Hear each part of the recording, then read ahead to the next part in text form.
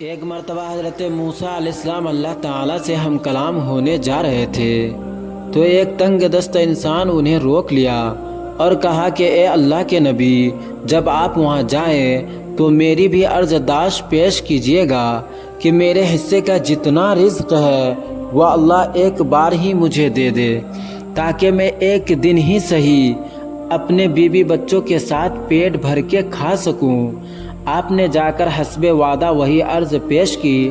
جواب آیا، اے موسیٰ علیہ السلام، اس بندے کا رزق صرف ایک بوری اناج کے برابر ہے، اس لیے اسے تنگ دستی کے ساتھ رزق دیتا ہوں کہ ساری عمر اسے رزق ملتا رہے۔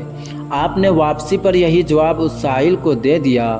اس نے پلٹ کر کہا کہ اے اللہ کے نبی، آپ کا جب دوبارہ جانا ہو تو اللہ تعالیٰ کے سامنے دست بدست عرض فرمائیے گا کہ مجھے وہ ایک بوری رزق ایک دفعہ ہی عنایت کر دے تاکہ میں پیٹ بھر کر کھا سکوں۔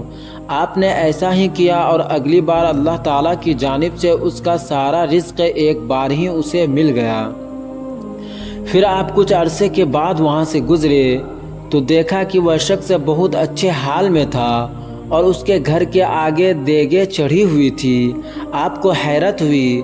آپ نے جا کر کوہ طور پر عرض کی کہ اے باری تعالیٰ، آپ کا کہا پتھر کی لکیر ہے، مگر میں اتنے عرصے کے بعد گزرا ہوں مگر اس کا رزق تو ابھی تک جاری ہے، بلکہ بہت اچھے طریقے سے مل رہا ہے۔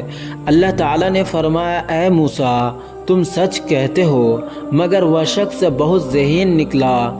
اس نے دیے گئے رزق سے خود بھی کھایا اور گھر والوں کو بھی پیٹ بھر کر کھلایا، مگر جو رزق باقی بچا وہ اس نے میری راہ میں خیرات کر دیا، اور یہ میں نے ہی وعدہ کیا ہے کہ کوئی میری راہ میں ایک حصہ خرچ کرے تو میں اسے 70 حصے واپس کر کے دیتا ہوں۔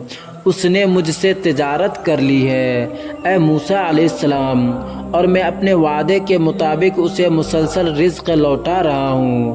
دوستو، ہم امید کرتے ہیں کہ آپ کو یہ بات سمجھ میں آ گئی ہوگی کہ کس کے ساتھ کون سا تجارت کرنا چاہیے۔